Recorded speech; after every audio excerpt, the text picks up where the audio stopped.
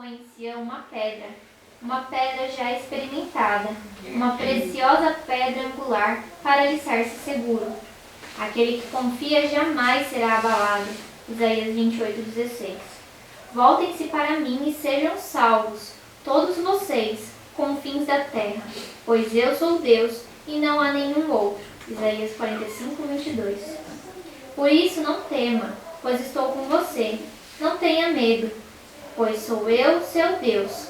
Eu o fortalecerei e o ajudarei, e eu o segurarei com a minha mão direita vitoriosa. Isaías 41:10. Vocês jamais serão envergonhados ou constrangidos por toda a eternidade.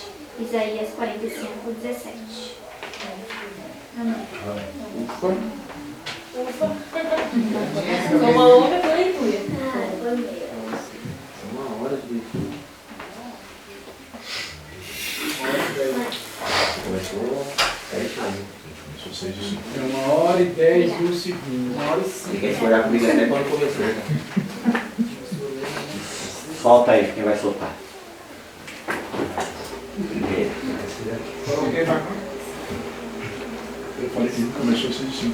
Ah, você estava comentando já. A página aqui é 146, uma mera profissão de discipulado. Pegar mais. Vamos lá? Fechou? Acharam aí? 126? É, 126. 146. 146, desculpa. Ponto 2. Está aí. Inspirado hoje, hein? Vamos lá. Uma mera profissão de discipulado não tem nenhum valor. A fé em Cristo que salva a alma não é o que muitos se apresentam ser. Crede, dizem eles, e não necessitais guardar a lei. Mas uma crença que não leva à obediência é presunção, diz o apóstolo João. Aquele que diz eu conheço e não guarda os seus mandamentos é mentiroso, e nele não está a verdade. Porque ninguém nutra a ideia de que providências especiais ou manifestações miraculosas devem ser a prova da genuidade de sua obra ou das ideias que advogam. Quando as pessoas falam levianamente da palavra de Deus e colocam suas impressões, sentimentos e exercícios religiosos acima da norma divina, podemos saber que elas não têm luz. Aí vocês podem comentar o que isso aqui para vocês comentarem. O negócio aqui está escrito aí, mano. Ô Marcão. Pode falar aqui.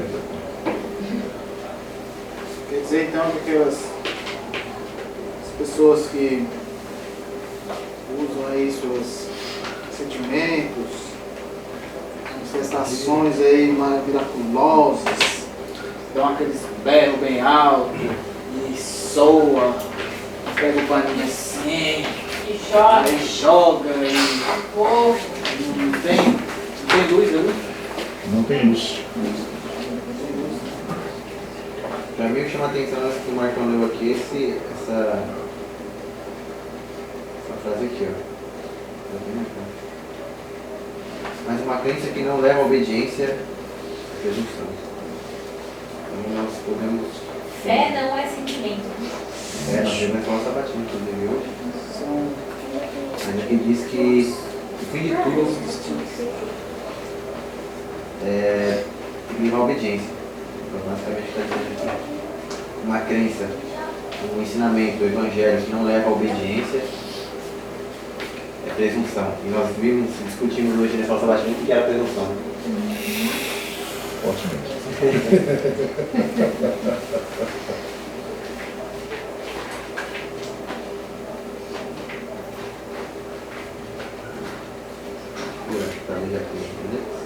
Isso acontece muito no nosso meio, se pararem para analisar. O nosso meio como igreja, né? Muitos de nós não obedecem aquilo que a gente tem de luz, e a gente tem muita luz. Mas não coloca em prática na vida. Então isso é presunção. Isso é perigoso.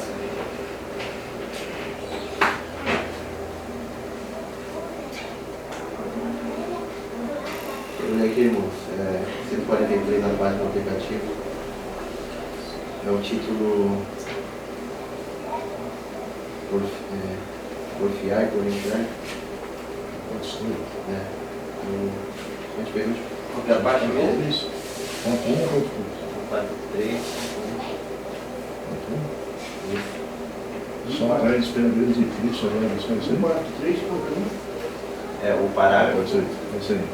As coisas de egoísmo, Só para isso, só que é lá no final. só para isso. Isso. É lá na referência Lucas 3:24. Eu marquei a partir do muitos procurarão entrar. Qual que é a página? 143.1. Nossa, 90 na parte de cima, nossa. Na parte de cima. É o terceiro, o antepenúltimo subtítulo. Nossa esperança? Muitos ali lá em cima.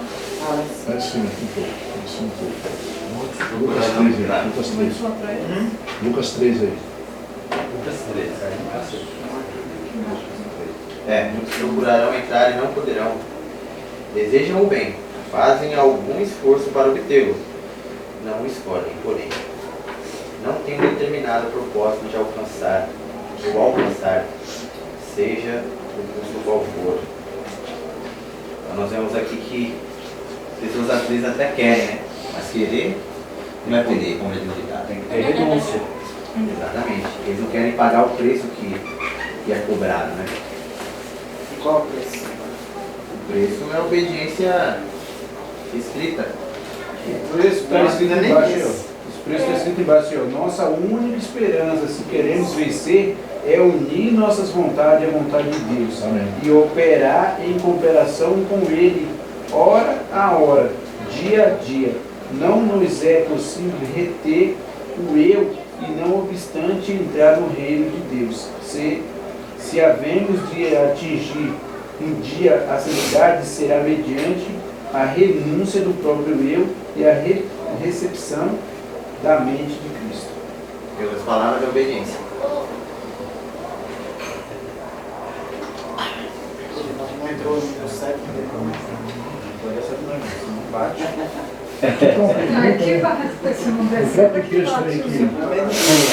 Continua toda interessante a continuação. Viu, não posso? Até nós. Né? Peraí, no próprio texto que o Oswaldo falou aí, faz-se uma pergunta. E a pergunta é: estamos dispostos a pôr nossa vontade em perfeita conformidade com a vontade de Deus? Até que sejamos prontos a fazer, não pode a transformadora graça de Deus manifestar-se em nós. Aí, quando eu li um texto, para isso pegar uns bons anos atrás, eu falei: como é que eu coopero com Deus? Obedecendo. Não, então, mas para a pessoa leiga que não entende, como é que eu vou cooperar com Deus? Como é que eu vou ajudar Deus? Eu ser humano, Só dá para entender? Dá para entender, mas assim, só obedecendo que vai haver uma graça transformadora. Se ela não obedecer, não tem como. Então, para que a graça transformadora seja vista na vida da pessoa, ela tem que obedecer à luz que ela tem. Então, mas se a gente não lê isso, a gente não compreende o que Jesus fala: esforçai-vos. Esforçai-vos. Então, quando eu lia isso, eu falei: como é que eu vou cooperar com Deus? Eu, mero pecador, mero mortal, como é que eu coopero com Deus? Mas a cooperação com Deus é andar naquilo que Ele escreveu, naquilo que Ele determinou. Agora, a grande pergunta é: eu quero ser? Então, por isso que a porta é estreita. Eu quero fazer? Por isso que a porta é estreita. Se não houver a renúncia da sua vontade para fazer a de Deus, essa graça não pode transformar. Entendeu? Então essa graça só transforma quando você obedece. E a porta é estreita por quê? Porque você tem que renunciar às suas vontades. Porque a nossa vontade é contrária à vontade de Deus. O que nós queremos é uma coisa, e o que Deus nos pede é outra. Então nem todo mundo está disposto a pagar o preço para entrar pela porta. Até querem, mas quando tem que ter renúncia, gente, tem que haver um esforço para você renunciar à sua vontade. Por exemplo, você quer comer alguma coisa, mas você sabe que aquilo não faz bem, não é aquilo que Deus pediu. Aí é uma luta entre a sua vontade e a vontade de Deus. Entre o seu apetite e a vontade de Deus. Qual é o mais forte que vai vencer? O seu apetite ou a vontade de Deus? Então a porta é estreita. Muitos chegam nesse ponto, não renuncia. Ele come aquilo que o apetite pede. E não há uma renúncia. Só que quando a gente come aquilo que o nosso apetite pede, há um preço a pagar. Quando a gente obedece a Deus, procura fazer a vontade dele e não fazer a nossa, entendeu? Nós estamos ali renunciando ao nosso próprio eu. Isso é só um exemplo de uma coisa, de um exemplo simplesmente. Mas existem muitas outras coisas na porta estreita que nós precisamos renunciar. E isso precisa ter uma luta constante para renunciar ao eu, para fazer a vontade de Deus.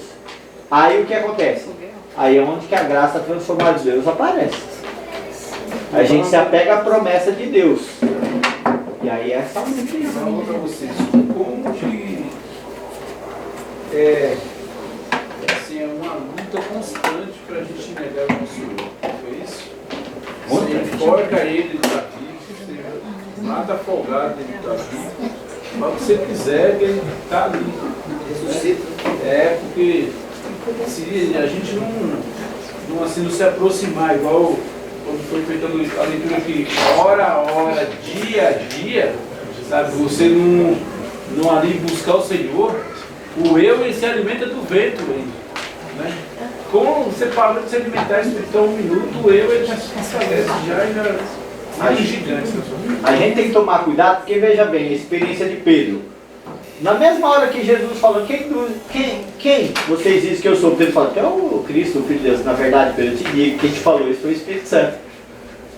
Aí Jesus falou que ia morrer, Pedro já veio e falou assim, de modo nenhum isso vai acontecer contigo, eu não vou deixar, eu te arreda daqui, Satanás. Entendeu? Olha só. A gente tem que vigiar constantemente. Entendeu? Por quê? Ao mesmo tempo Pedro foi o Espírito Santo que te usou para falar isso, e depois daqui a pouco Deus já dá uma lapada de Pedro e fala, arreda daqui, sai pra lá, Satanás. Na verdade essa lapada não foi em Pedro, né? Não foi Satanás, não. Então, mas quem? Pedro, foi Pedro que foi usado? Ué, mas o Espírito Santo não acabou de usar Pedro, agora quem usou Pedro? Isso mostra o quanto a gente tem que estar a dependência. Alerta, né? Porque qualquer coisa pode... Aqui estou na presença de Deus e rapidamente posso sair. O que a irmã White pediu para Jesus quando ela recebeu o dom profético? Senhor, me mantenha humilde sempre. Entendeu? E ele é humilde como? Ela sempre era uma mulher frágil e doente. Entendeu? Frágil e doente. Porque ela falou, Senhor, não deixa eu me exaltar.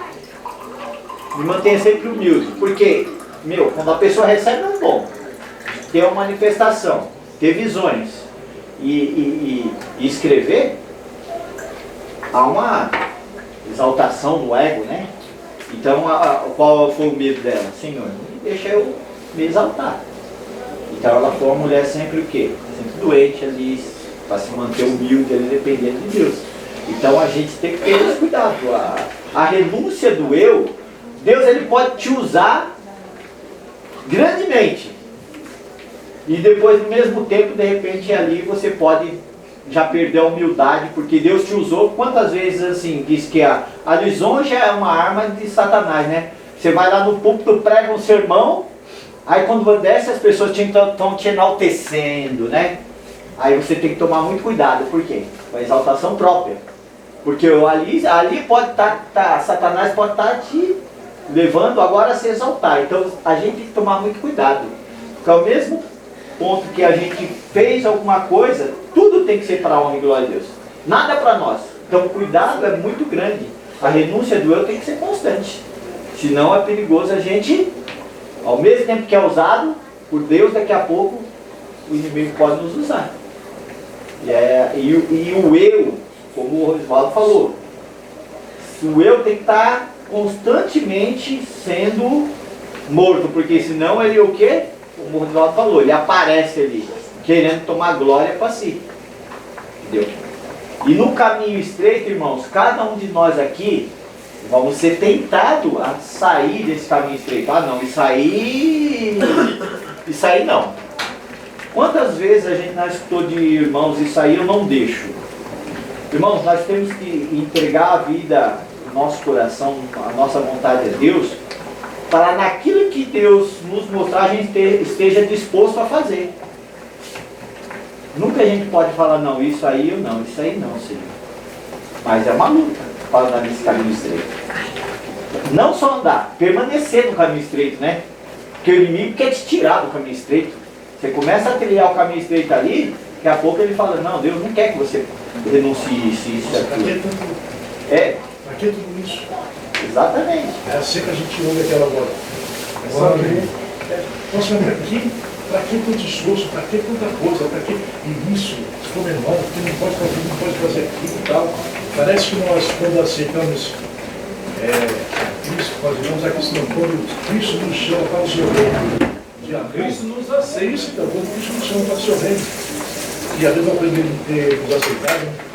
Quando Cristo nos chama para o reino do seu amor, aí a gente começa a andar na presença dele. E a gente vê que quanto mais andamos, mais temos a necessidade de autopurificação.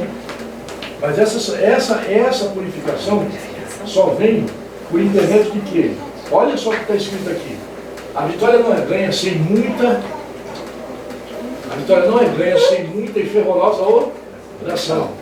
Sem a humilhação do próprio eu a cada passo, nossa vontade não deve ser forçada a cooperar com os agentes celestes.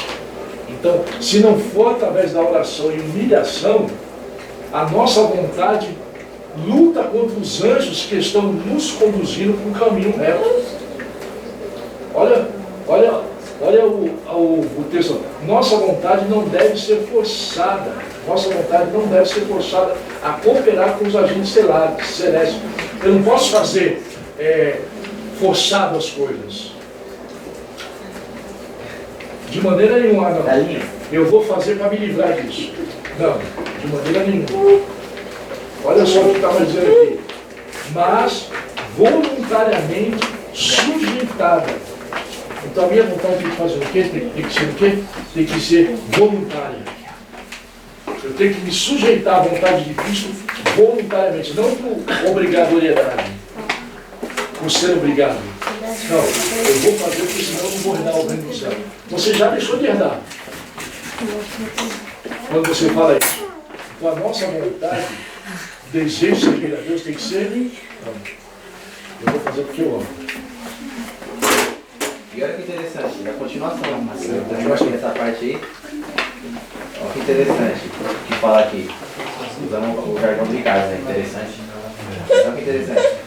Se fosse possível forçar, se fosse possível, não tem como, né? Mas se fosse possível forçar sobre vós, com 100 vezes, né, intensidade, a influência do Espírito de Deus, isto não nos tornaria um cristão, um sujo apto para o céu. A fortaleza de Satanás não seria derribada. Por quê? Porque a vontade deve ser colocada ao lado da vontade de Deus. É o uso da vontade, né? O correto uso da vontade. Não sois capazes de vós mesmos de sujeitar vossos desígnios e desejos e inclinações à vontade de Deus. Mas se estiverdes dispostos a ser tornados, dispostos a ser tornados voluntários, Deus efetuará a obra por vós, destruindo mesmo os concílios e toda altivez que se levanta contra o conhecimento de Deus, e levando cativo todo o entendimento à obediência de Cristo. Então, mesmo se pudéssemos ser forçados, isso não seria uma coisa genuína, né?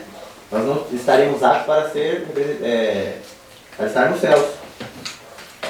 Tem que ser uma coisa voluntária, em partir de você. É o correto uso da vontade. Por isso que muito se fala sobre a vontade, né? Nós devemos pegar a nossa vontade e dá-la é o clamor da vida. em detrimento a Deus. É o seu clamor. Isaías 6.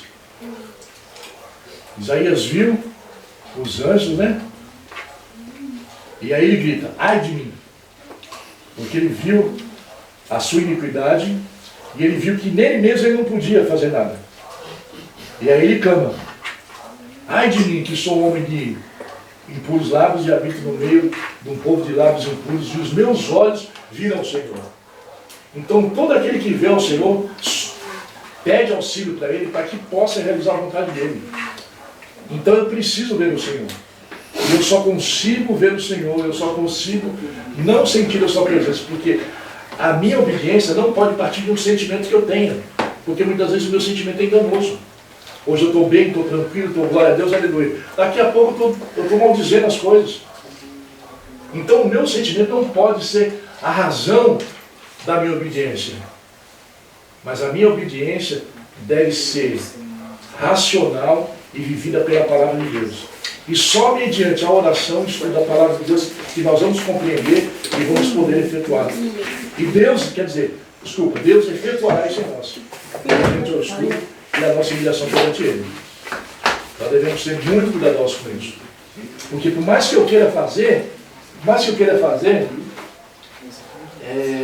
eu não consigo fazer. Que nem em Romanos capítulo 7. Aí Paulo fala, miserável homem que sou, quem me livrar do corpo dessa morte? Aí ele dá uma solução, mas dou graças a Deus por Jesus Cristo, que me livrou da lei, do pecado e da morte. Porque agora Ele me deu uma vida espiritual. E quem anda no Espírito não vai cumprir a concupiscência da carne. Então eu preciso ter uma vida espiritual, a qual ela me direcione para a suprema vontade de Deus. Senão eu não consigo, de maneira nenhuma. Bem, a leitura de irmão, quem quer ler? Não está tímido?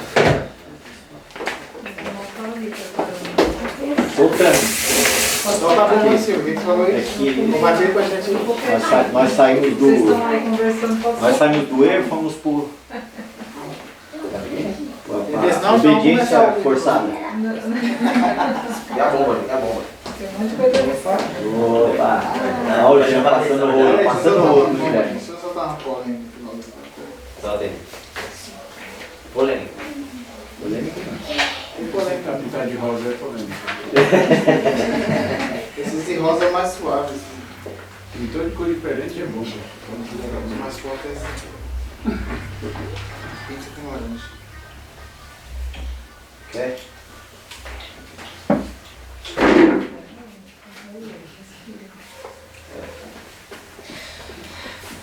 Estou dando oportunidade de vocês falar, depois vocês não vão falar. Igual só a sabatina. O caminho estreito, acho que Já não tava tem fluindo até meu pai tirar. Quando chegou, aí começou a travar tudo. Faltou tempo. Eu falei pra ele lá, meu pai, só tá assim porque meu pai era daqui. Se tivesse aqui, tava na segunda ainda. Você tem filho, você nem que você não viu mais, né? É porque, veja bem, se eu tivesse lá, tá na segunda, porque esmiuçadinho, aí só chega até a terça. Vamos. Ó, aqui na página 87 no meu, o aplicativo é 139. Tem um trechinho aqui, falando do caminho. Ah, o caminho. Isso que eu ia ler, inclusive. 39? O caminho para a vida. Começa o título.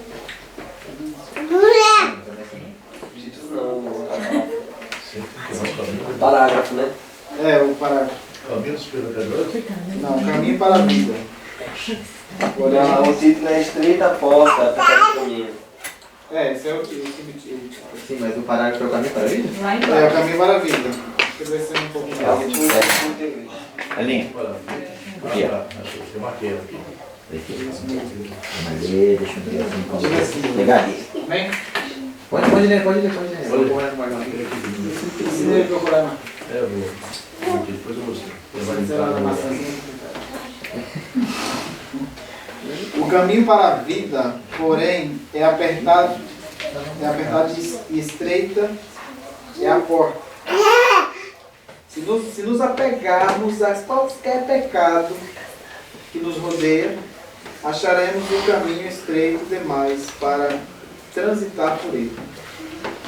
Nossos próprios caminhos nossa vontade, os maus hábitos e práticas têm de ser abandonados se quisermos prosseguir no caminho do Senhor. Um pequeno textinho, mas que deixa bem claro, né? Na questão do pecado, né? Qualquer pecado, né? Qualquer pecadinho é suficiente para nos tirar do caminho do Senhor. Então, se a gente quiser permanecer no caminho de Deus, a gente tem que renunciar a todos os pecados. Todos, qualquer um. Então, a gente quer aspirar isso.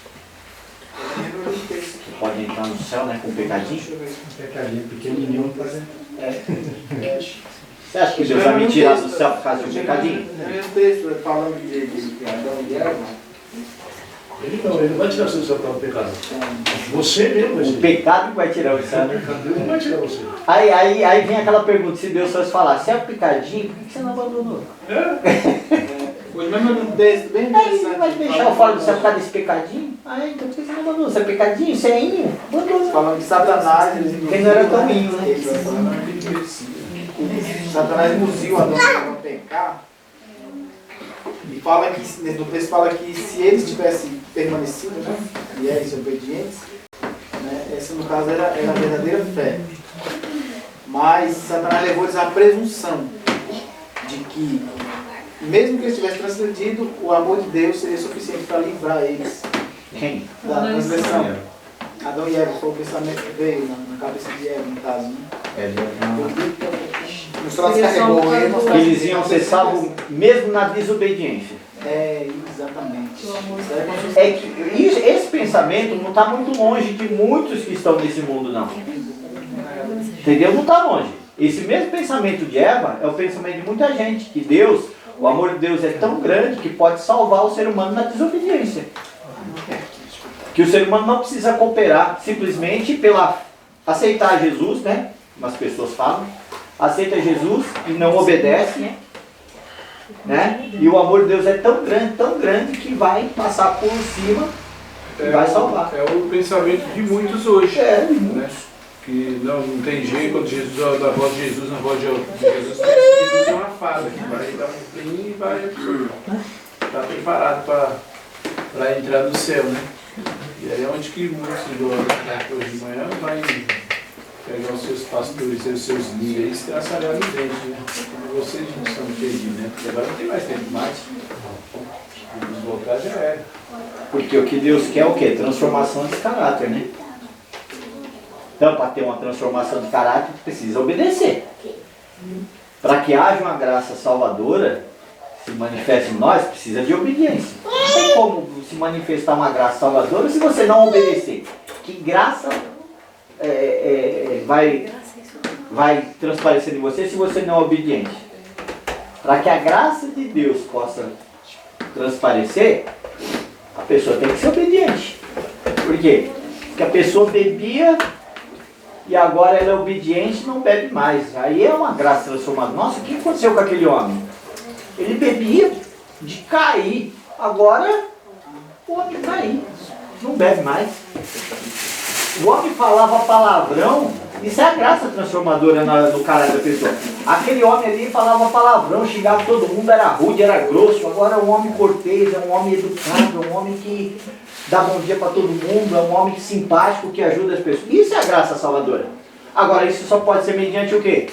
A própria pessoa aceitar Cristo e obedecer. Porque aqui nós lemos aqui, toda pessoa que aceita Cristo, ela não pode ser rude. Não tem como.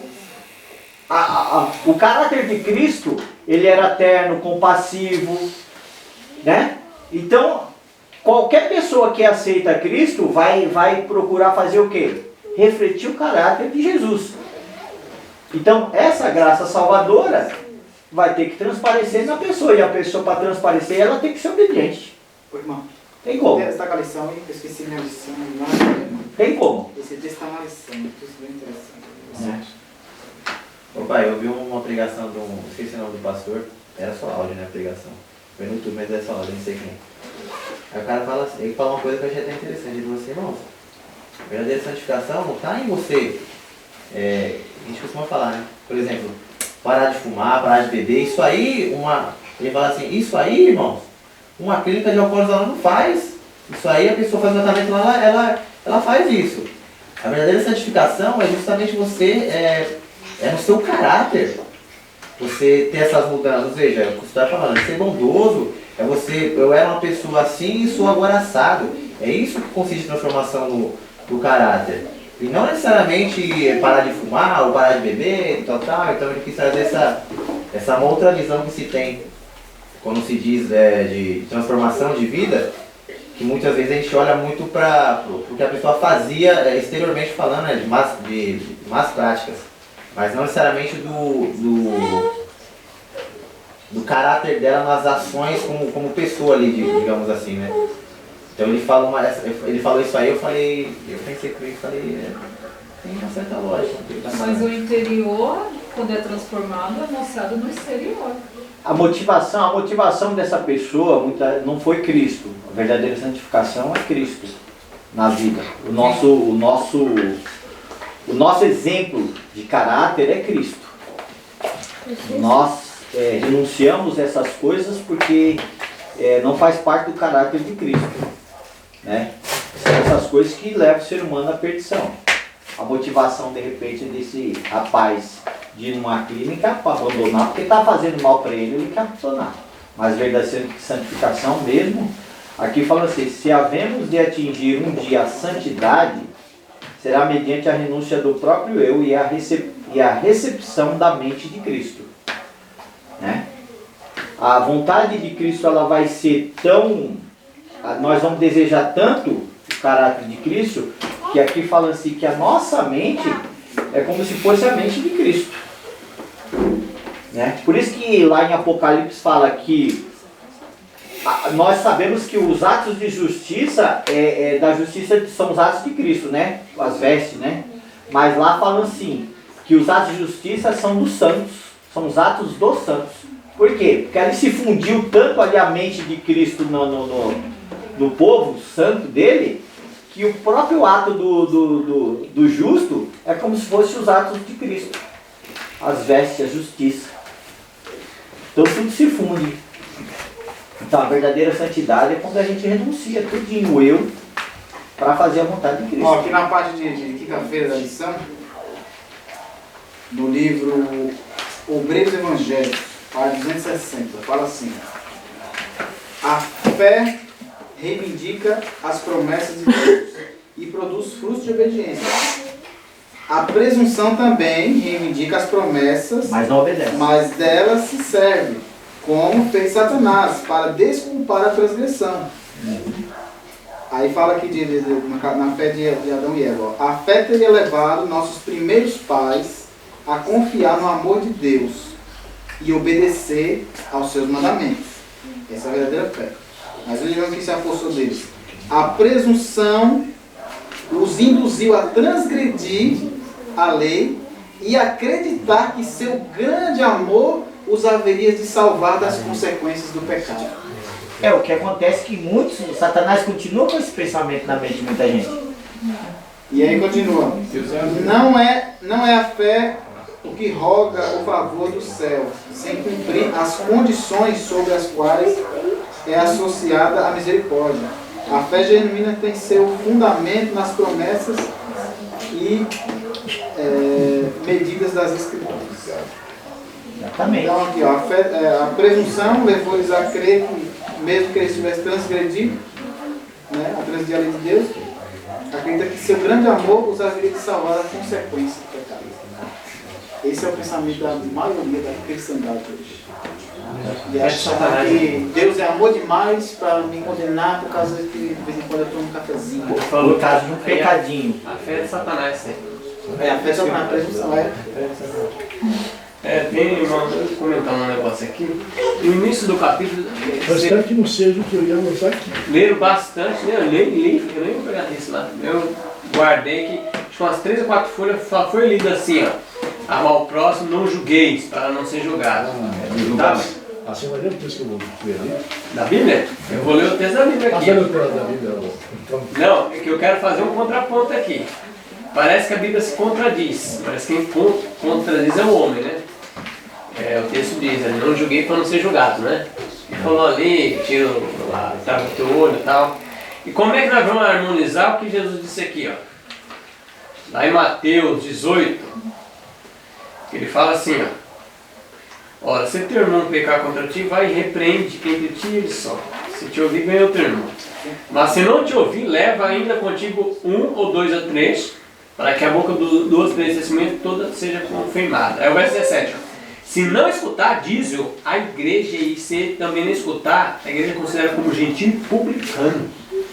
Ou seja, aqui a pessoa fez alguma coisa com ela levou, a pessoa não se converteu, ela foi excluída e a gentil publicano.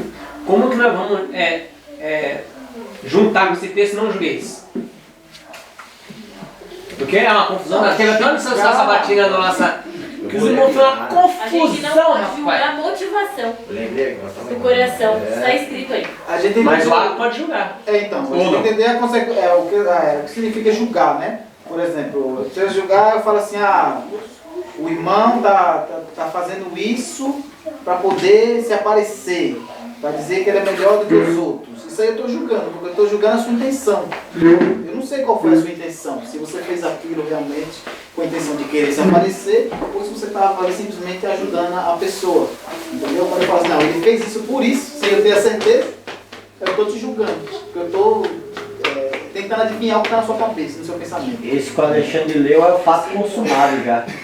Julgar a intenção e Eu vou ler um texto aqui Eu sabia disso, que vai cair isso aqui. Esse texto eu não entendi ainda, mas eu quero que os irmãos me ajudem a entender. Olha só. Página 125, ponto 3. 125.3. Preste bem atenção, porque talvez eu não tenha lido e eu não tinha entendido o contexto aqui que está falando. O pecado que conduz aos mais infelizes resultados é o espírito frio, crítico, irreconciliável, que caracteriza o farisaísmo. Quando a experiência religiosa é destituída de amor, aí não se encontra Jesus. Aí não está a luz de sua presença. Nenhuma atarefada atividade ou zelo sem Cristo pode suprir a falta. Haverá talvez uma admirável percepção para descobrir os defeitos dos outros. Mas a todos, quando condescendem com esse espírito, Jesus diz: hipócrita, tira a primeira trave do teu olho, então cuidarás em tirar o argueiro do olho do teu irmão. Aquele que é culpado de erro é o primeiro a suspeitar do erro. Até aqui. Eu queria entender isso aqui. Você fala que é o final aí? É. Aquele que é culpado de erro é o primeiro a suspeitar do erro. E eu queria entender isso aqui. Vou falar uma expressão bem assim, para você entender mais. Geralmente aquela pessoa que peida é aquela pessoa que mora, que aponta os outros para fazer um peidão. Essa é a questão. Posso verificar. Porque a pessoa primeiro ela sente, cheira, Ela sabe que foi ela, né? Eu vou ocupar.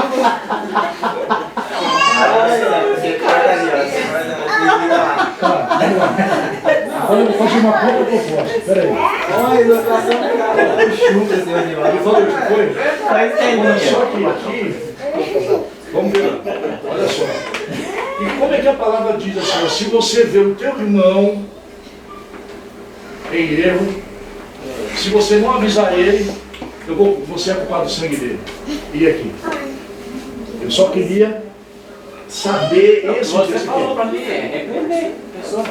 Não, mas aqui está falando que o primeiro que fala é que está errando, é o que faz. Mas Não, o mas vai irmão é julgar o- diferente, você admoestar a pessoa, você aconselhar a pessoa.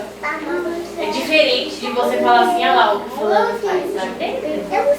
Ó, presta atenção, Tentou, olha lá. olha só o que está escrito. Aquele que é culpado de erro é o primeiro a suspeitar do erro. Suspeitar. Então, Ó, suspeitar. Será que não é assim, ó? Ó, tem coisa que é clara. Por exemplo, a gente pra gente repreender alguém, as coisas têm que ser bem claras. Por exemplo, a gente tem o que que é as normas da nossa doutrina. A gente tem as normas das nossas doutrinas, são coisas que são bem claras, que a gente pode repreender o irmão, chamar a atenção do irmão. Agora, quando fala em suspeitar, já coloca uma dúvida aí. Aqui embaixo tem um. Entendeu? Suspeitar já é outra coisa. Então tem coisa, por exemplo, a gente tem os 10 mandamentos aí de Deus, tem as 28 doutrinas. Então tem coisa que é bem clara, para você chamar a atenção de um irmão. Você vê teu irmão em erro, você vai chamar o irmão, é uma coisa bem clara. Entendeu? Conforme Alexandre também falou aqui do fato aqui, leva um ou dois, conversa com o irmão. Quando chega nessa posição, porque a coisa está bem clara que o irmão está errando. Está bem claro que o irmão está errando. Aí você conversa com ele, depois chama mais outro, conversa junto, depois leva para a igreja. Então é uma coisa bem clara. Entendeu? Marcão, esclareceu o que você queria? A resposta mais pra baixo aí, pode ver aí. Olha. Lê a pergunta assim, Marcão esclareceu o que você queria. É, porque você falou aí, Porque eu quando tô você com perguntou. dúvida dessa frase. Não, aqui. agora que eu leio mais aqui embaixo aqui, me abriu uma coisa aqui muito interessante. Aquele que é culpado do erro é o primeiro a suspeitar do erro. Agora como? Começa outra frase. Condenando o outro, está ele procurando imputar ou desculpar o mal do próprio coração. Foi por meio do pecado que os homens adquiriram o conhecimento do mal. Tão depressa havia o primeiro para pecado, começaram a se acusar um ao outro. Pode entender. Quando usa o outro para... É porque você joga o foco para outra pessoa, para o seu erro ser minimizar. Desanima para essa pessoa Tá minimiza vendo? e Ó, posso dar um exemplo? Posso dar um Aí eu exemplo? argueiro. Não entendi. Vou dar um exemplo. Uma vez eu estava na casa de uma pessoa da minha família e eu levei algumas coisas para fazer os pastéis, né? E a pessoa sabe que eu sou vegetariana e a pessoa não é vegetariana. Aí a pessoa falou assim, ah lá, tá vendo? Fica comendo fritura. Que esse negócio de ser vegetariano o quê? Entendeu? Ela, pra desculpar o erro dela, ela acusa o outro erro. Que adianta ser vegetariano e comer fritura? É como aqueles que falam da açúcar também, é a mesma Eu coisa. fiz com a minha família, Olha, como é que coisa é? minha, entendeu? Mas para então. Você tá no o irmão tá no zero, você mesmo passou um. Empate pelo menos. Empate pelo menos. No resumo, é aquela vez que a gente sabe, né? Do casal, né? O pecular. Aí Deus falou com Adão falou, não, foi a mulher que o Senhor criou. Falou com ele, não, foi a serpente, e aí até chegar em Deus. A culpa foi em Não, Deus. sempre foi Deus. Logo na primeira Deus falou, Adão falou, a mulher que tu me desse. Aí falou com a mulher, não. Você que me deu. A serpente que criasse. Então cai na mesma defesa daquele argueiro, né? Por que você quer tirar o seu irmão se você tem uma prática? Eu para encobrir um monte de pecado meu, eu aponto um. Então sai o foco de mim. Ó, eu tô com 1 milhão de pecados, eu aponto um do Marcão só. Um. Então, eu tiro, aqui eu tô cheio de uma trave no olho, mas é um cisquinho. Ô Marcão, deixa eu tirar aí. Isso, mas veja bem uma coisa interessante, né? A gente temos que nos ajudar um ao outro. Quando eu venço mal, então eu tenho que ajudar o meu irmão a vencer. Então, vamos dizer, eu vou lá e falo para o irmão, você precisa andar por aqui. Não quer dizer que eu tenho o mesmo pecado que ele tem. Ou quer dizer que eu estou sendo o quê? Eu estou orientando a ele a não fazer mais isso. Porque eu já tirei o argueiro do meu olho. Agora, se eu orientar o meu irmão naquilo que eu estou fazendo, aí é hipócrita. Aí é ser hipócrita. Porque eu estou falando para a pessoa fazer e eu estou incluindo o mesmo erro. Aí é ser hipócrita. É como um pai e uma criança, né? É. Tá vendo fazer? Ah, mas não faça isso, hein? Que eu tô fazendo. Faço o que eu digo, mas não faço o que eu faço. Marcão, mas aí o que acontece? Entra, eu vejo muito em outro contexto. Como vocês falando, você vai até a pessoa para você ajudar ela. Isso. Né? Então você eu acho que não entra muito essa frase aí. Eu acho que entra muito quando você erra, né? E você vê a pessoa errando na mesma situação, que você erra e você vai lá e e julga aquela pessoa. Então aí é onde que Deus fala, para você tirar a primeira trave do seu olho. Mas quando você vê o seu irmão errando e você vai lá orientar ele, não entra essa questão. Porque a questão que você quer é ajudar o seu irmão a sair dali. A intenção, entendeu? Você quer ajudar ele. Mas se você está fazendo o mesmo que ele, Não, aí não dá. Então, Como eu vou falar para um, ó, para de comer isso e eu tô Aí deixando aqui, para de comer isso. Você não é errado. Boca aqui, ó. E eu comendo aqui na frente da pessoa. Você abraça ele, limpa a boca e fala, vamos parar de fazer isso. Jesus disse isso. Jesus falou assim, tira primeiro aquele do teu olho e você vai e fala pro teu irmão. Ou seja, vence essa Vence dificuldade, primeiro essa pecado dificuldade e aí. você vai lá e faz. Vai lá Isso é hipocrisia. Os fariseus E tinham fala essa... no que vem. É. Jesus dava cacetada nos fariseus era por causa disso. Eles não estavam vivendo, eles falam assim, ó, vocês põem a lei que nem com o dedinho vocês conseguem mexer. Eles não estavam praticando. Eles exigiam do povo, mas eles não estavam fazendo. Jesus falou hipócrita. É porque eles faziam também, né? Hipócrita. Vocês não estão fazendo, quer que os outros façam. Jogar aquele fardo no sábado, mas eles não faziam. Até Jesus falou para eles assim, o homem vocês não querem curar no sábado, né? Mas se cai uma ovelha tua, você tira. Ou seja, não, quando é pra mim, eu tiro minha ovelha, eu faço tudo no dia de sábado. Mas aí, ó, tá curando no sábado a pessoa, que pode isso, quebrando os 10 mandamentos. Ou seja, o cara não tá colocando em prática, ele queria coisa ou outra.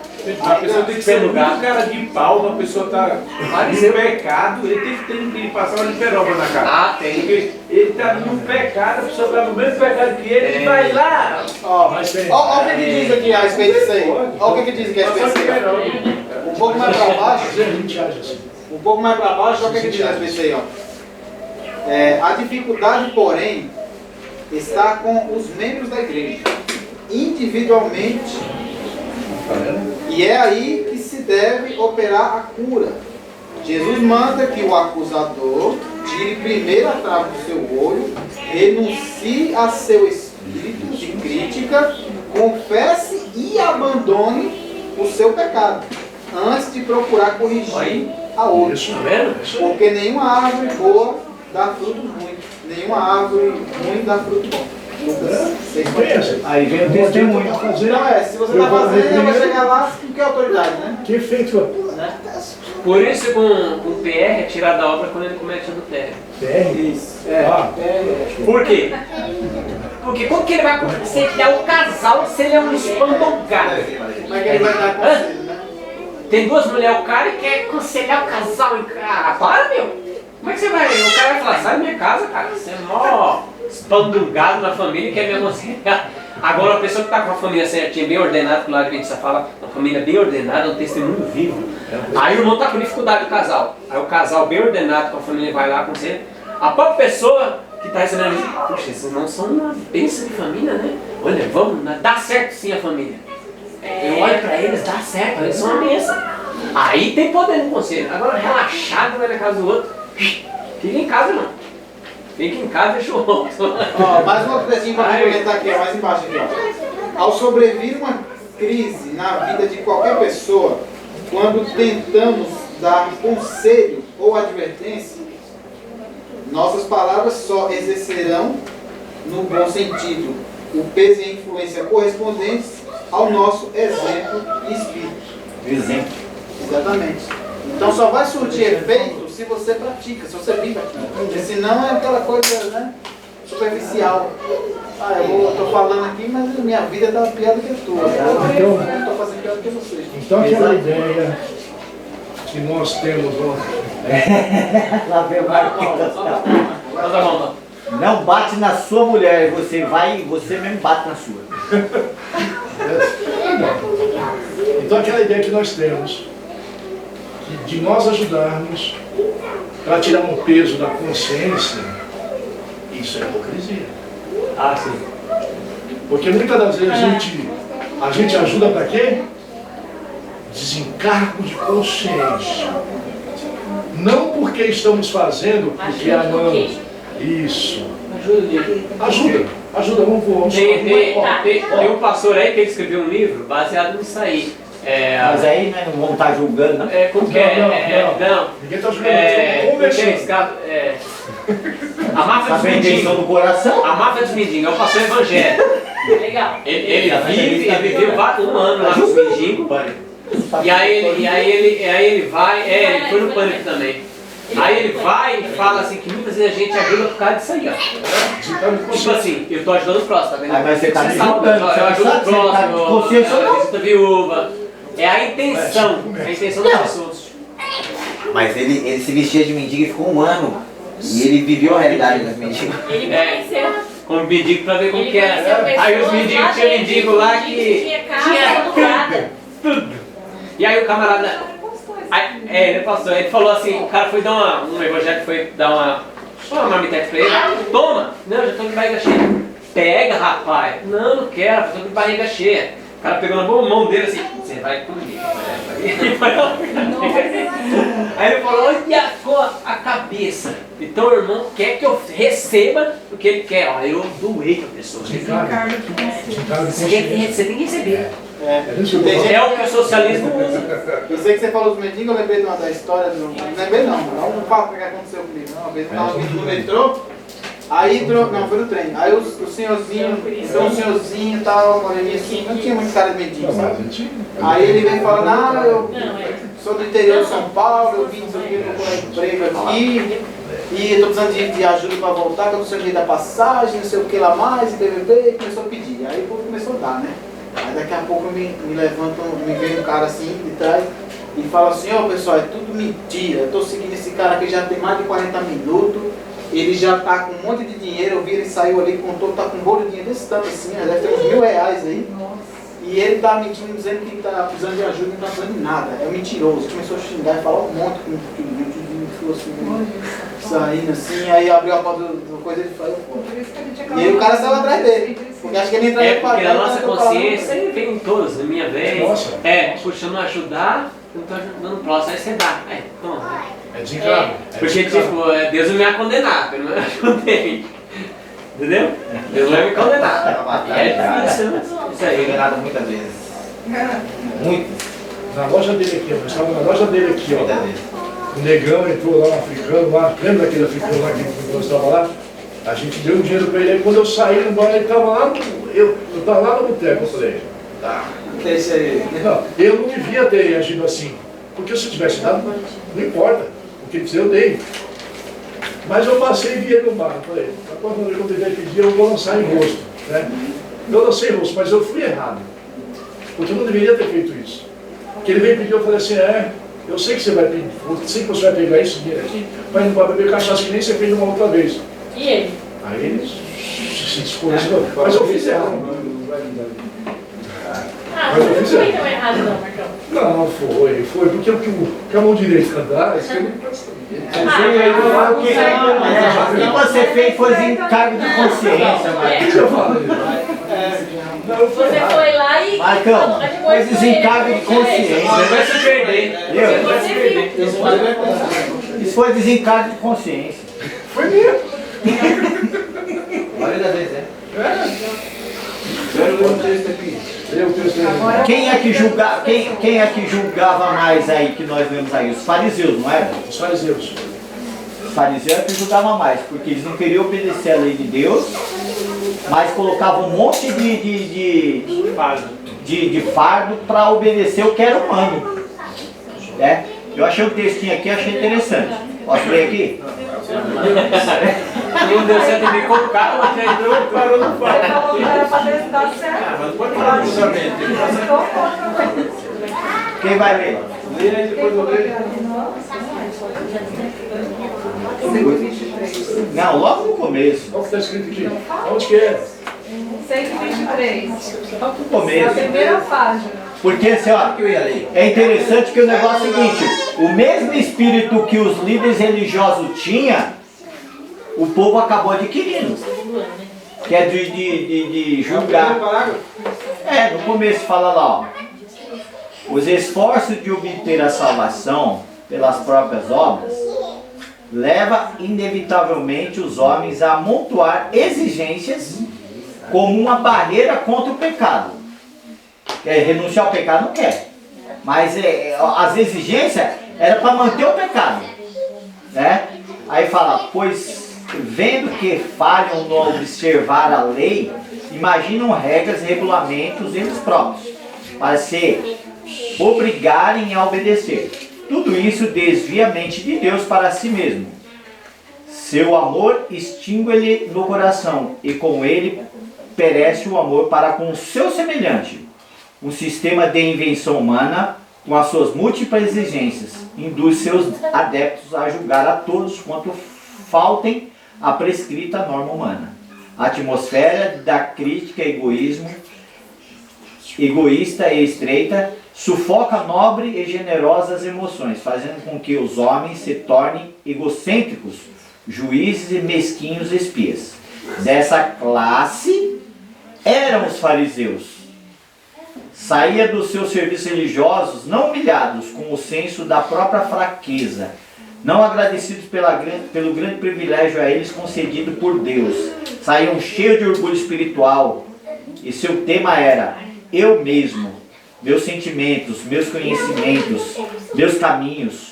Suas próprias consecuções tornavam-se normas pela qual julgava os outros, revestindo-se da veste da própria dignidade, arrogavam-se a cadeira de juízes para criticar e condenar. E o mais interessante é que o povo partilhava em grande parte do mesmo espírito, penetrando nos domínios da consciência e julgando-se uns aos outros em assuntos que diziam respeito à alma e a Deus. Eu achei muito interessante isso, essa leitura aí, porque você vê, eles não queriam abandonar o pecado, mas inventavam um monte de normas, tudo para desviar as pessoas. Para dizer que está salvo. Era desviado de Deus, só montar um monte de coisa, julgavam: eu não sou igual esse publicano. Porque dou dízimo, eu dou dízimo, eu dou isso, eu dou aquilo, fazia oração em praça em voz alta. O povo partilhava da mesma coisa, julgava os outros. Entendeu? Os menos favorecidos foi o que Cristo veio buscar aqui, né? Eram os que deixavam ali a margem, ali, os que estavam no pecado e queriam abandonar, as prostitutas e muitos que queriam abandonar. Aí a intenção, muitos pega assim: irmão, quando você vai pro culto? Aí eu vou quase saber, porque esse mandar oração no forno, Deus me diz fielmente. Então eu vou na Santa Ceia, as pessoas pegam as cerimônias e mais anda no pecado. E ela acha que está salvo porque ela está praticando essas coisas. Porque foi 3 vezes ao fogo. Sim, e porque tem cargo. Tem cargo e acha que é o ápice da religião. Deus tem a obrigação de Deus aceitar que está salvo. Ungido. Se o cara é ungido, então, eu sou ancião. Não tem como se perder. Eu sou líder. É só o pecado, não tem como se perder. O cartão green card mostra assim no céu, os anjos, pode passar, você é ungido. Então, nas cerimônias humanas, porque foi o homem que. Irmão, quem ungiu? Foi o homem que ungiu, fulano, ciclano. Você faz o curso lá e não quer nem saber se você está no pecado, não, e te unge, não é. A menos que a pessoa abandone o pecado ali, tudo quanto é norma ali que serviu de barreira para que o povo não abandone o pecado, aí. O que eu queria falar é o seguinte: aqui está dizendo o seguinte: o povo partilhava do quê? Do mesmo. Por que o povo partilhava? Porque era ensinado a fazer a mesma coisa que os fariseus faziam. Por isso que quando alguém estava doente, alguém perguntava: quem foi que pecou? Quem foi, o pai ou ele? E muito, irmãos, no nosso meio tem isso. Desde a época de Jó. Mas no nosso meio tem isso. No nosso meio ainda tem isso. Se um irmão adoecesse, aconteceu. Não o que aconteceu? O que aconteceu isso na vida dele? Porque ele fez errado. O irmão vive certinho a alimentação. Não estava fazendo certo. Alguma coisa ele O que aconteceu? Esse é o ensinamento, porque se você for servo de Deus ou você for homem de Deus, nada vai chegar na sua tenda, que nem a gente fala. Mas quando se fala chegar na sua tenda, é a mente. Nada vai abalar. Ou seja, As coisas podem acontecer comigo, mas nada vai abalar a sua tenda, a sua mente. Nada vai abalar. Mas não quer dizer que não vai chegar uma doença, ou seja aquilo ou aquilo outro. E o povo era ensinado, e o povo fazia. Esse está certo porque pecou. Aí Jesus falou: não, nem seu pai nem sua mãe. Mas isso aconteceu para que fosse manifestado o poder de Deus. Mas e Jó? E Jó? O Jó não pecou. Então, é um grande exemplo. O que aconteceu com O ele? exemplo é terrível, perdeu os filhos de uma vez, irmão, atrocidade. Ficou doente. Homem justo, a levada justo, reto, íntegro. O próprio Não, Deus Deus falou do isso. mal. E outra, e não tinha conhecimento que se tem hoje. Exatamente. Tinha nem visto, Mas né? era íntegro e se desviava do mal. Como é que ele foi íntegro sem conhecer? Íntegro, reto, se desviava do mal. Isso. Como é que ele conseguiu ser íntegro sem ter, vamos dizer assim, luz escrita? O que você conhece, obedece. É a luz. Aquilo que ele sabia, ele vivia. Eu, vai tempo que eu não leio. Vai, soltar. Aquela pá, Quebrar tudo. Qual? Esse aqui é bem suave. Não entra no reino. Só texto bom, meu cara. Ó, meia hora, texto suave não. Esse aqui é 138. Ponto 3. Deixa. Na estrada que conduz à morte, esse é o parágrafo. Começa. Compartilhar um pensamento meu aqui. qual que é a paz? Pensamento seu? 138? A coisa vai discordar. Baseado Pensamento seu. 138.3. Acima de baixo. Na estrada. Esse é o parágrafo, mas eu tô na partir da última oração aí. A fim de andar. Aí, pode pôr essa mulher aí, não, ninguém precisa ler. Essa mulher pra ler. E agora meu chat. YouTube, que mostra aqui das manhãs, não sou motivado, tá ligado? Essa aí é muito 138.3. Não, tem um ou outro que eu não sei se mudou, mas tem uma. Gente, vamos ler. Lê? Como que vai ser? legal, não deixou? Deixa eu achar. Afim. Pode. É É outra no oração. meio, é mais ou menos no meio, né? É. Quase no meio. A fim de andar pela estrada que leva à destruição, não é necessário procurar o caminho, pois larga é a porta e espaçoso o caminho. E os pés se volvem naturalmente para a estrada que termina na morte. Então, irmão, isso aqui ou seja, está dizendo aqui, naturalmente nós fazemos aquilo que é mal aos olhos de Deus, né? Nós não precisamos nos esforçar para fazer aquilo que é mal. Só de não escolher o lado de Cristo, nós naturalmente vamos para um caminho largo, porque ele não precisa procurar ele. O caminho, a porta é muito ampla, então praticamente por todos os lugares que nós possamos ir, nós vamos nos encontrar com um caminho largo. Para corroborar aqui com esse pensamento, tem depois do abaixo tem uma leitura, né? O caminho para a vida total. Aí tem outra parte que fala aqui um pouco mais para baixo, fala assim, aquele que servir a Cristo, aliás, aquele que quer servir a Cristo não pode acompanhar as opiniões do mundo ou satisfazer-lhe as normas. E com isso eu queria comentar com os irmãos o seguinte, eu tenho uma estratégia na minha vida e vem sempre dando muito certo. Para mim saber, ter um parâmetro, para mim ter um filtro. Por exemplo, quando eu quero saber se determinada coisa ela agrada ou não a Deus, eu me pergunto e olho como o mundo vê essa tal coisa. Se o mundo normalmente olha com uma naturalidade, uma coisa muito favorável, eu já sei que naturalmente aquilo vai ser uma coisa contrária à vontade de Deus. Por justamente esse motivo que está falando. Porque o caminho largo é uma coisa natural de toda a humanidade. Então o mundo já está maligno. E se o mundo está falando que uma coisa é boa, você pode ter certeza, irmão. Aquilo ali é uma coisa contrária à vontade de Deus. Não precisa nem você procurar Multidão indo. Exatamente. E aí eu tomo como partido, por exemplo, o que está acontecendo hoje no nosso mundo aí, com esse vírus, né? E a minha opinião é, se eu como cristão, eu penso da mesma maneira que um descrente está pensando, ou seja, se eu estou apavorado, se eu estou com medo, se eu estou de uma certa forma sendo alimentado por mídia, grande mídia, e mídia social também, né? Mas a mídia social já tem muita opinião diversa. Mas grande mídia sobre o que está acontecendo no nosso mundo, não, se eu estou pensando igual ao mundano nesse sentido, qual que é a diferença para ele? Cadê a peculiaridade do povo de Deus nessa situação? Nós somos ou não um povo distinto? Então isso aqui corrobora muito para esse pensamento. Aquele que quer servir a Cristo não pode acompanhar as opiniões do mundo ou satisfazer-lhe as normas. O mundo inteiro está falando uma coisa e nós cristãos estamos falando a mesma coisa. Ou seja, nós se perdemos. A nossa peculiaridade nós perdemos. Nós somos só mais um número. Não está nem falando, não, está só até a coragem de falar. Nós perdemos a identidade sobre.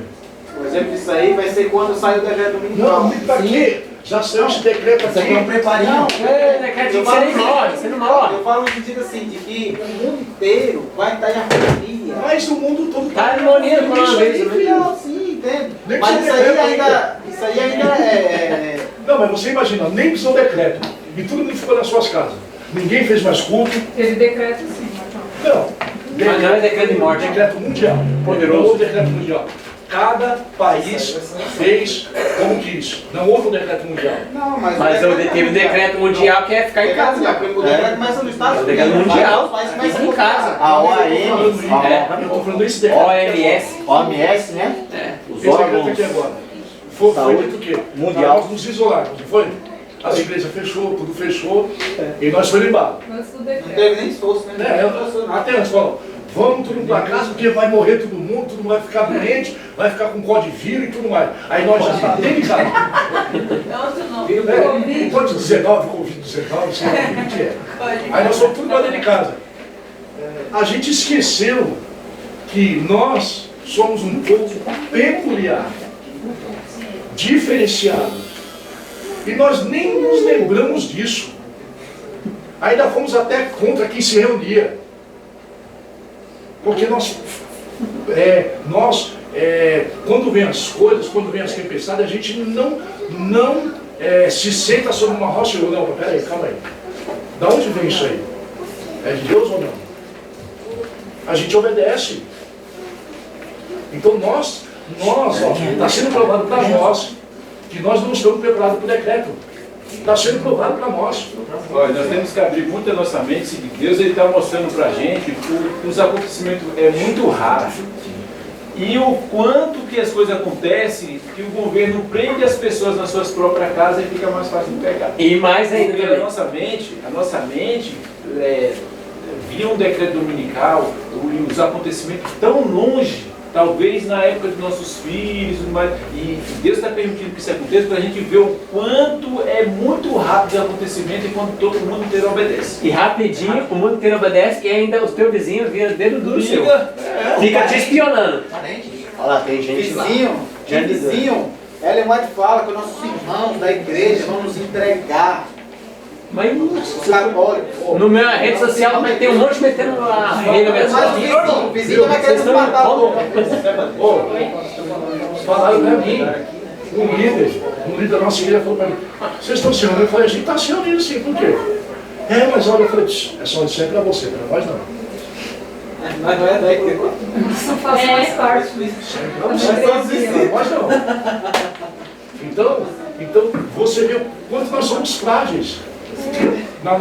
A gente com tanto cuidado, Mas isso aí é o que Deus está mostrando que vai ser decreto. E você vê que é rápido, aquele que está com mochila nas costas nem volte para trás. É parte dali para lá. vai embora. Eu acho Porque que se for- não é mais o mesmo, não. O decreto dominical você viu que foi rápido. Que não deu nem tempo o camarada. Caramba, já não pode nem sair de casa. Coçou. Uma coisa Então quando sai o decreto, filho, do jeito que você tá, de onde você tá, você cai fora. Não tem como. Vou preparar uma mudança, chamar a grandeira, minha móvel, vai todo Pode mundo. vazar. Vai mais nada. Hora de novo. Uma coisa é certa, irmãos. A coisa vai ser feia se a gente não sair logo da cidade. Vamos Tá lá. tendo Hora do tribunal. tribulação aí. Eu acredito que nós estamos no cerco de Jerusalém. Eu Dentro acredito do centro já. que isso é um cerco. Eu acredito que quando isso aqui amenizar um pouco, acho que está na hora da gente. É o que o tá falando aqui, ó. Eu já estou falando isso desde quando queria sair essa paralisação de tudo. Eu falei para minha esposa, eu estava muito preocupado a respeito de sair da cidade. Né? Eu ainda conversei com o cara na sala esse assunto. E eu tenho na minha mente, eu posso estar errado, eu não sei. Mas eu tenho para mim que isso aqui é o primeiro cerco de Jerusalém. Porque o Jerusalém foi cercado 2 vezes. A primeira vez Deus tirou o exército para os cristãos saírem da cidade, né? Eu acredito que Deus vai baixar um pouquinho a situação para o seu povo sair. E aqueles que insistirem na teimosia, Estamos orando, né? vai ficar preso, né? Eu também. Estamos orando. Eu creio que Termina final desse mês. o primeiro século vai acontecer ainda no tempo do irmão White. Nós estamos vivendo entre o primeiro século e o segundo. No segundo século não tem como fugir, não tem como sair. Depois que a Jerusalém foi cercada, ninguém saiu mais. Os cristãos que foi salvo, a gente fala, eles saíram no primeiro sinal. Né? E a Ellen fala que Só que é uma coisa o decreto, assim, né, a gente fala que o decreto... Mas ficou um homem gritando lá. Até o fim morreu junto. Coitado, Ele descia e subia, descia e subia, gritando. morreu junto. Entendeu? Mas ela fala que Mas foi um profeta. o decreto dominical foi o sinal do ser.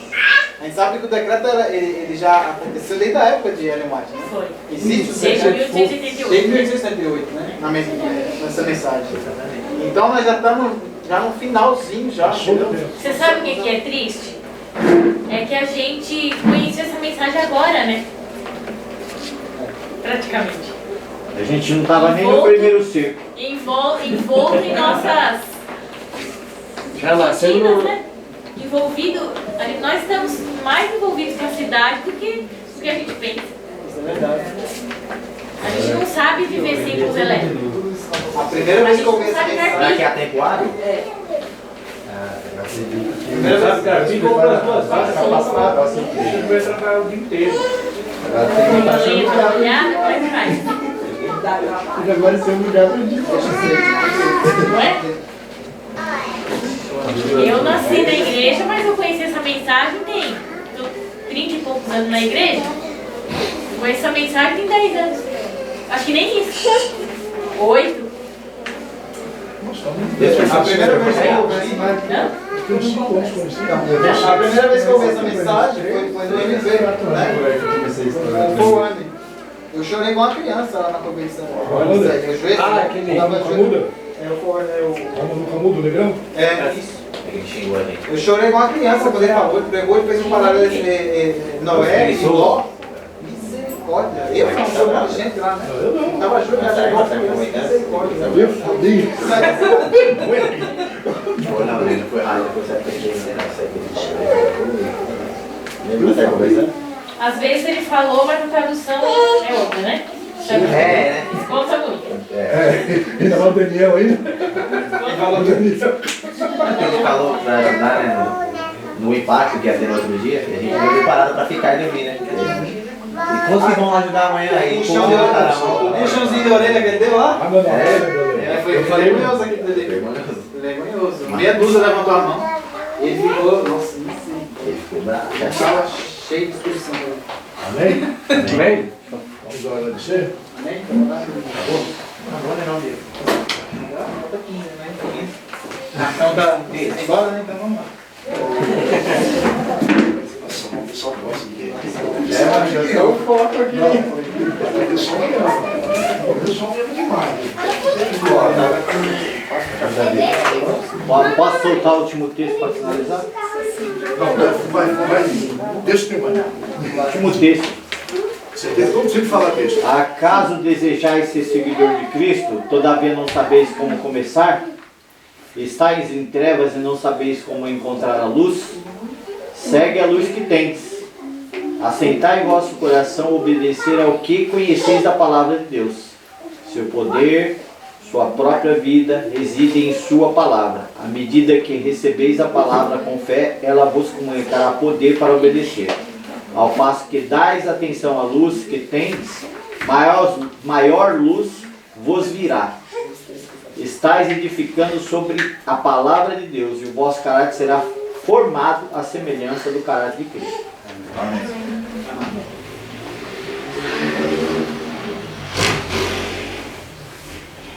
Senhor Deus e Pai, que habita nos céus, muito obrigado, Senhor, por esta reunião na qual o Senhor nos concedeste para examinarmos a Tua palavra. Amém. Mais um livro foi finalizado hoje, Senhor, para a glória do Teu nome. Amém. O Senhor nos ajudou a compreender e entender. Esperamos que isso faça parte da nossa vida do dia a dia, Senhor. Dá-nos força, nos ajude nessa caminhada. A subida é íngreme, há espinhos, mas eu sei que o Senhor estará conosco se assim nós desejarmos cumprir a Tua vontade. Amém. Espere o Teu povo na Tua paz. Dá-nos uma semana na Tua presença. Te pedimos essas bênçãos em nome do Teu Filho Jesus. Amém.